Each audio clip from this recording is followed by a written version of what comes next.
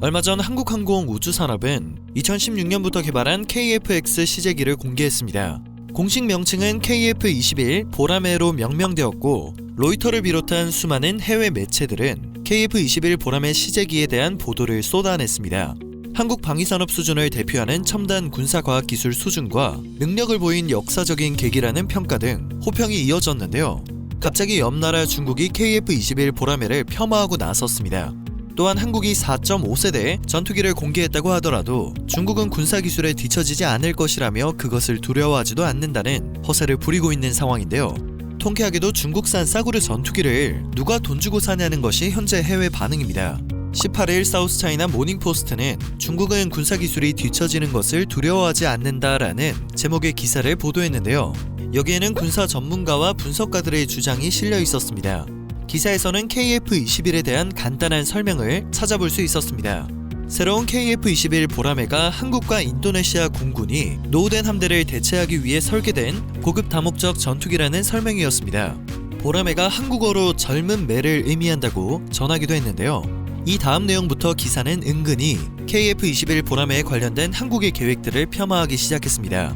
사우스차이나 모닝포스트는 KF-21 보라매는 2022년에 첫 시험 비행을 할 예정이며 2026년에 제조가 시작될 예정이고 최소 40대의 제트기가 2028년까지 인도될 예정이며 한국은 2032년까지 120대를 배치할 예정이라고 설명했는데요. 이어 이 계획이 생각처럼 잘 이루어지지 않는 것 같다고 분석했습니다. 분석보다는 그러길 바란다는 뉘앙스가 강하게 풍기는 문장들이었습니다. 기사는 전투기 전문가의 말을 인용해 KF-21 시제기의 개발이 현재 절반 정도에 불과하며 개발을 완료하는 데 5년이 더 걸릴 것이라고 전했습니다. 또한 기사에 따르면 베이징에 기반을 둔 군사 전문가인 저우 첸밍은 한국이 고도로 발전된 제트 전투기를 개발하고 있지만 중국은 뒤처지는 것을 두려워하지 않는다라는 말을 전했다고 합니다. 그 이유에 대해서는 KF-21이 완전히 작동하는 데는 수년이 걸릴 것이고 중국의 공군 전력도 그 시기가 되면 엄청나게 개선이 되어 있을 것이라고 설명했습니다. 중국은 선양 FC-31 또는 J-31로 알려진 5세대 스텔스 전투기를 개발하고 있습니다. 체급이나 목표가 KF-21과 매우 비슷합니다. 때문에 저렴한 가격으로 제3세계 시장에서 KF-21과 직접 경쟁할 것이라는 전망이 있었는데요. 한 전투기 전문가는 KF-21이 중국의 항공기 수출 시장에 아무런 영향을 미치지 않을 것으로 예상된다고 말했습니다. 굉장한 자신감이었는데요. 그는 보통 한국의 항공기는 중국의 항공기보다 약간 비싸기 때문에 더 능력이 있는 것으로 간주된다는 말을 덧붙이기도 했습니다. 그러나 성능이나 가격 등의 이유보다는 FC-31과 J-31이 KF-21의 판매국과 겹치지 않는다는 점이 자신감을 가질 수 있는 가장 큰 이유가 아닐까 싶습니다. 기존의 중국 전투기를 구매한 파키스탄과 나이지리아 등의 국가나 그 밖에 미국이 스텔스기를 팔기 꺼려하는 중동 국가들이 FC-31의 주된 판매 대상국인데 이들 나라는 KF-21을 살 가능성이 거의 없는 나라들인 것이 팩트입니다. 기사를 통해 중국이 중국산 전투기 수출에 대해 생각보다 훨씬 큰 자신감을 가지고 있다는 점을 확인할 수 있었는데요. 근거 없는 지나친 자신감은 비웃음을 사고 있는 상황입니다. 중국산 전투기를 조롱하는 해외 반응을 쉽게 찾아볼 수 있기 때문입니다. 쓰레기 전투기를 누가 돈 주고 산다는 건지 아직도 이해할 수 없다. 중국은 중국에서도 안 쓰는 성능이 떨어지는 전투기를 왜 다른 나라가 살 것이라고 생각하는 걸까? 대만이 한국의 KF-21을 구입한다고 해도 한국산 전투기가 비쌀 뿐이라고 똑같이 말할 수 있을지 궁금하다는 반응들이 눈에 띄었습니다. 중국이 폄하하는 KF-21에 대한 외신들의 평가는 전혀 다릅니다. 한국이 독자적 개발을 추진하여 레이더와 적외선 탐색, 전자파 방해 기술 개발에 성공했다는 점이 특히나 높이 평가되고 있습니다.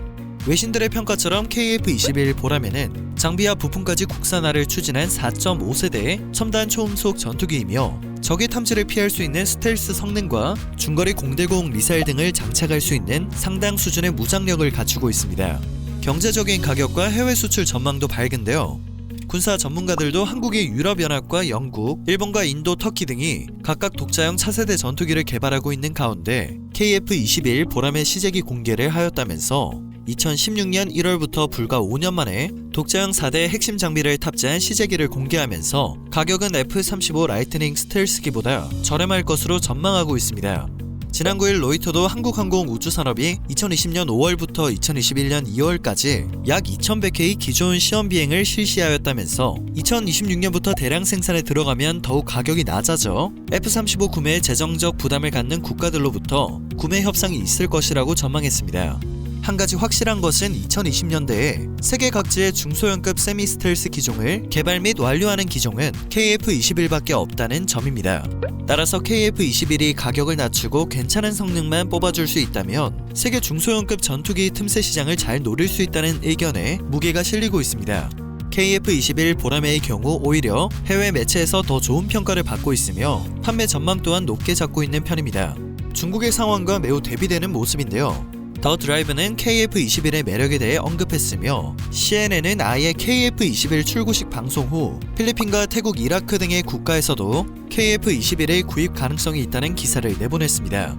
이 국가들은 이미 T-50 골든이글이나 FA-50을 운용하며 한국산 무기에 대한 신뢰도가 어느 정도 생긴 상태입니다. 또 신형 전술기가 절실히 필요한지라 KF-21이 가격만 적당하게 유지할 수 있다면 구매할 가능성이 높을 것으로 추측되고 있는 것입니다.